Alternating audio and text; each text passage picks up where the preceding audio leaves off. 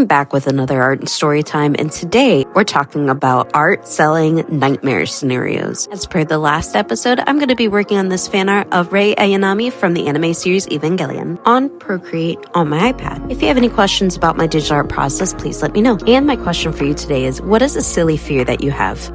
As I stated in previous episodes, I started selling art really young, at 17. Those that know me personally know that I'm not the most organized. I can also be quite messy at times. This goes doubly so for when I was younger. I've got somewhat better over the years, okay? So when I did my first Artist Alley at a convention at 17, I came in past the loading window for Artist Alley, meaning my sister and I could not use the loading bay to load all of my table stuff in.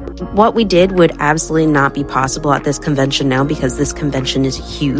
But we parked in the front and we just carried pieces of my setup one piece at a time from the front of the convention center, which I am so surprised she didn't get her car towed for us doing that. Back then, my setup was made out of PVC pipe, which was a lot more common back then. And it was something that my dad and I came up with. So just imagine two petite girls hauling plastic PVC pipe out of car and my sister just mean mugging me because she was furious, rightly so. So surprisingly enough, we were still able to set up on time, get the car moved, and come back. Probably just because I had less merch than I do now. Then we run into another snag with my setup. I had this cute little clothesline holder that looked like an octopus from IKEA, and I had it attached to a PVC arm coming off of one of the chairs. And that PVC arm brace that I made was not strong enough to support it. So of course, in the first hour, it tipped over and ended up hitting a passerby on the shoulder, which I was mortified about. They were okay. They were just really offended by it, obviously. So we ended up just duct taping the heck out of that brace so that it wouldn't fall on anyone else. So first convention I did, 2012, was not the most smooth sailing at all, and I did a lot of troubleshooting after that. In 2023, I was doing outside markets with a tent, like an Easy Up, and I made the mistake of booking this gig only a couple months after I had gotten my gallbladder removed. But I was pretty desperate to get back into freelancing because I had just quit a job. And that weekend just ended up going so terribly.